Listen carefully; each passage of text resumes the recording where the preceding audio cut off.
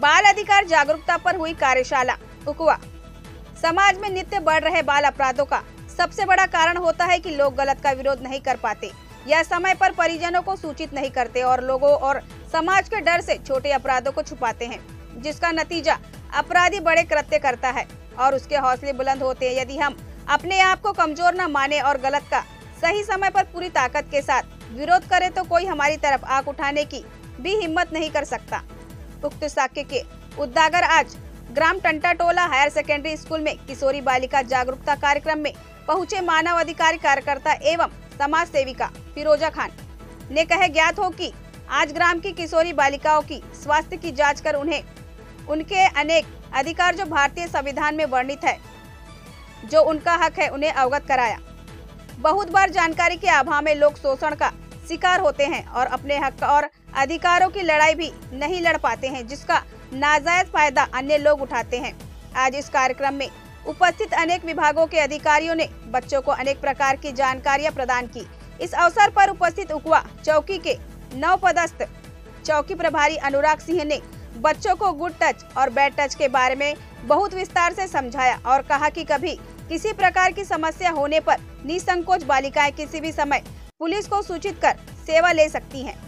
कार्यक्रम में रहे उपस्थित फिरोज खान मानवाधिकार कार्यकर्ता, अनुराग सिंह भदौरिया चौकी प्रभारी, उकवा जेम्स बारिक सामाजिक कार्यकर्ता एवं सर्वधर्म सेवा समिति उकवा के अध्यक्ष, खंड चिकित्सा अधिकारी डॉक्टर वरुण परस्ते, प्राचार्य विपिन गोयल, आरक्षक दीपिका प्रधान, आरक्षक साकरे, वरिष्ठ शिक्षक डीडी भालेकर, KL पटले, AS कुरैसी, चित्रकला भालेकर, सामाजिक कार्यकर्ता अखिल घरडे, माध्यमिक शिक्षक महामाया रंगारे, नजमा खान, रीता ठाकरे, चंद्रकला डोंगरे, गीता यादव, अरुणा गेड़ाम, बरका भालेकर, शशि मिश्र, BL बहेश्वर, महिला बाल विकास विभाग के Chhaya Maraskole, supervisor Anil Kukade, BPM Sanjay Deshmukh, Rita Singh, NM Manisha Gautam, CHO Amita Dhurve, Jyoti Varkade, Sunita Tekam, Mamta Maraskole, Sunita Baghele आदि उपस्थित थे।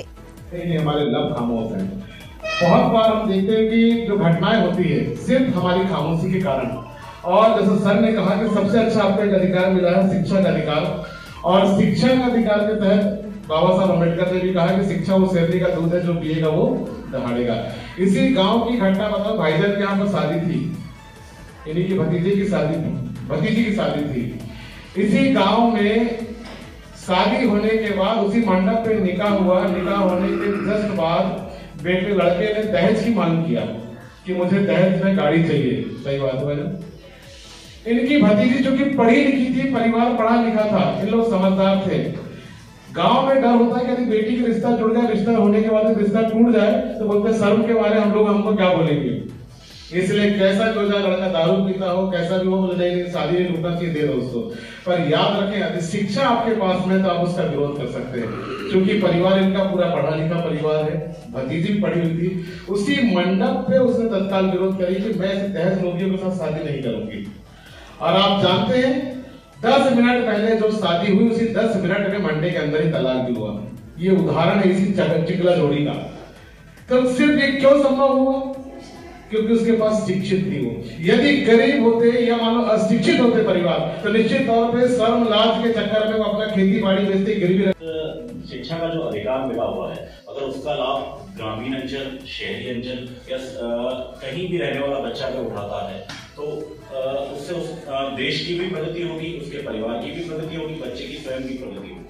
अब जैसे आप लोग सभी ग्रामीण अंचल से आए हुए हैं, लेकिन जैसा मैडम ने बताया कि मजदूरी के लिए जाते हुए, ठीक है, घर में कुछ काम होता है तो उसके लिए हेल्प करा सकते हैं, लेकिन हम लोगों को जो शिक्षा का अधिकार मिला हुआ है, इसका हम लोगों को बेहतर उपयोग करना है। इस अधिकार का उपयोग करते हुए अपने कर्तव्यों का भी ध्यान रखना है।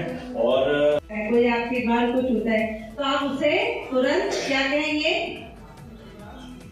मना करेंगे, लेकिन चुपचाप नहीं सहेंगे। पता लगा पड़ोस के काका जी आ गए, चाचा जी आ गए और उन्होंने आपको टच किया, तो आप क्या करेंगे? इसकी शिकायत अपनी मम्मी को बताएंगे और आप खुद फाइट करेंगे। आपको खुद फाइट करने आना चाहिए कि नहीं, नो, है ना?